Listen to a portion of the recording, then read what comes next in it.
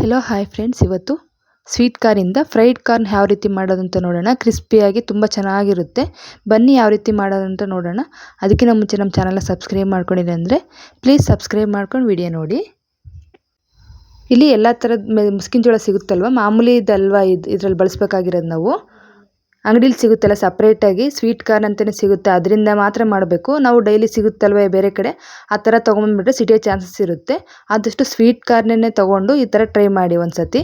ತುಂಬಾ ಚೆನ್ನಾಗಿರುತ್ತೆ, ಮಕ್ಕಳು ಸಹ ಇಷ್ಟಪಟ್ಟು ತಿಂತಾರೆ.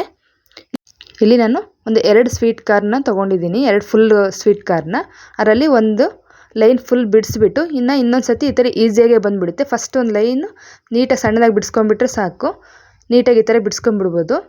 ಒಂದು 2 ಸ್ವೀಟ್ ಕಾರ್ನಿಂದ ಎಷ್ಟೊಂದು ಮಾಡ್ಕೊಬೋದು ನಾವು, ತುಂಬಾ ಈಸಿಯಾಗೂ ಸಹ ಮಾಡ್ಕೊಬೋದು. ಬನ್ನಿ ಯಾವ ರೀತಿ ನೋಡೋಣ. ಇಲ್ಲಿ ಸ್ವಲ್ಪ ನಾನು ನೀರನ್ನ ಒಂದು ಸ್ವಲ್ಪ ಕಾಯೋದಕ್ಕೆ ಇಟ್ಕೊಂಡಿದ್ದೀನಿ.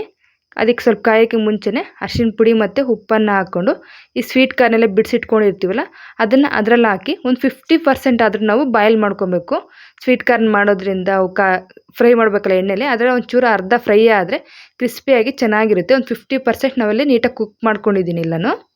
ಒಂದು 5-10 ನಿಮಿಷನಾದರೂ ಕುದ್ಕೋಬೇಕು, ಅಷ್ಟೊತ್ತಿಗೆ ಚೆನ್ನಾಗಿ ಬೇಯ್ಕೊಳ್ಳುತ್ತೆ ಅದು. ಹೀಗೇನೂ ಸಹ ಹಂಗೆ ತಿನ್ಬೋದು, ತುಂಬಾ ಚೆನ್ನಾಗಿರುತ್ತೆ. ಕ್ರಿಸ್ಪಿಯಾಗಿ ಬೇಕಂದರೆ ನೀವು ಆ ಥರ ಟ್ರೈ ಮಾಡಿ. ಇಲ್ಲಿ ಸ್ವಲ್ಪ ತಟ್ಟೆಗೆ ಹಾಕಿ ಸ್ವಲ್ಪ ತಣ್ಣಗಾದ ನಂತರ ಇದಕ್ಕೆ ನಾನು ಒಂದು 3 ಸ್ಪೂನಷ್ಟು ಕಾರ್ನ್ಫ್ಲೋರ್ ಹಾಕ್ಕೊತಾ ಇದ್ದೀನಿ. ಒಂದು 3 ಸ್ಪೂನ್ ಕಾರ್ನ್ಫ್ಲೋರು, ಒಂದು 3 ಸ್ಪೂನು ದೊಡ್ಡ ಸ್ಪೂನಲ್ಲೇ ತಗೊಳ್ತಾ ಇದ್ದೀನಿ. ಇಲ್ಲಿ ಮೆಜರ್ಮೆಂಟ್ ಏನು ತೊಗೊಂಡಿಲ್ಲ, ಅದಕ್ಕೆ ಎಷ್ಟು ಇಡಿಸುತ್ತೋ ಅಷ್ಟು. ಇದು ಸ್ವಲ್ಪ ಉಪ್ಪು, ಕಾರ್ನ್ಫ್ಲೋರು, ಮೈದಾ, ಉಪ್ಪು ಮತ್ತು ಕಾಳು ಮೆಣಸಿನ ಪುಡಿ ಹಾಕ್ಕೊಳ್ತಾ ಇದ್ದೀನಿ. ಇಷ್ಟೇ, ಇದಕ್ಕೆ ಇನ್ನೇನು ಬೇಕಾಗಿರಲಿಲ್ಲ. ಒಂಚೂರು ಅಚ್ಚ ಖಾರದ ಪುಡಿ, ನಿಮಗೆ ಖಾರ ಇನ್ನು ಸ್ವಲ್ಪ ಬೇಕು ಅಂದರೆ ಹಾಕ್ಕೊಳ್ಳಿ. ಇವೆಲ್ಲ ಹಾಕ್ಕೊಂಡು ಆ ತೇವಾಂಶ ಇರುತ್ತಲ್ವ ಅದಕ್ಕೇ ಮಿಕ್ಸ್ ಮಾಡ್ಕೊಂಬಿಡಿ. ಇಲ್ಲಿ ನೀಟಾಗಿ ಈ ಥರ ಡ್ರೈ ಆಗೇ ಇರುತ್ತೆ. ಬೇಕಾದ್ರೆ ಮುಸ್ಕಿನ ಜೋಳ ಸ್ವಲ್ಪ ಸ್ಮ್ಯಾಶ್ ಆಗೋ ಥರ ಇರುತ್ತೆ, ಆ ಥರ ಬೇಯಿಸ್ಕೊಂಡಿದ್ದೀನಿ.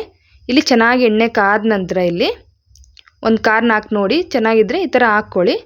ಸ್ವಲ್ಪ ನನಗೆ ಇಲ್ಲಿ ಪೌಡ್ರು ಡ್ರೈ ಅನ್ನಿಸ್ತು, ಅದಕ್ಕೆ ನಾನು ಸ್ವಲ್ಪ ಏನು ಮಾಡ್ಕೊಂಡಿನಿ, ಅದಕ್ಕೆ ಸ್ವಲ್ಪ ತೇವ ಮಾಡ್ಕೊಂಡಿದ್ದೀನಿ. ಅದಕ್ಕೆ ಜಾಸ್ತಿ ನೀರು ಹಾಕ್ಕೊಂಡಿಲ್ಲ, ಸ್ವಲ್ಪ ನೀರು ಮಿಕ್ಸ್ ಮಾಡ್ಕೊಂಡು ಈ ಥರ ಹಾಕ್ಕೊಳ್ಳಿ. ಹಾಗೆ ಹಾಕ್ಬಿಟ್ರೆ ಎಲ್ಲ ಫುಲ್ ಕಾರ್ನ್ಫ್ಲೋರ್ ಬಿಟ್ಕೊಳ್ತಾ ಇತ್ತು, ಅದಕ್ಕೆ ನಾನು ಸ್ವಲ್ಪ ನೀರು ಮಿಕ್ಸ್ ಮಾಡ್ಕೊಂಡು ಈ ಥರ ಹಾಕ್ಕೊಂಡಿದ್ದೀನಿ.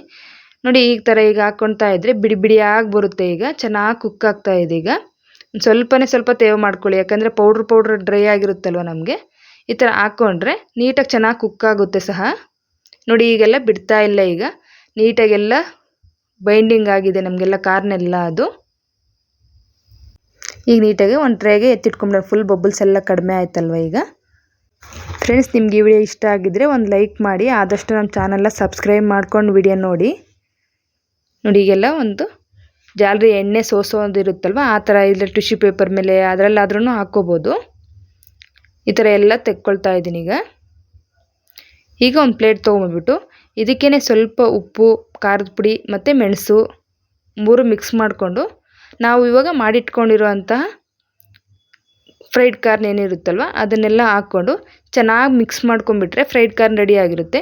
ನಿಮ್ಮ ಮಕ್ಳಿಗೆ ಖಾರ ಇಷ್ಟ ಆಗಲಿಲ್ಲ ಅಂದರೆ ಹಾಗೇನೂ ಸಹ ಕೊಡ್ಬೋದು, ಉಪ್ಪು ಖಾರ ಬೆರೆಸೋದು ಬೇಕಿರಲ್ಲ.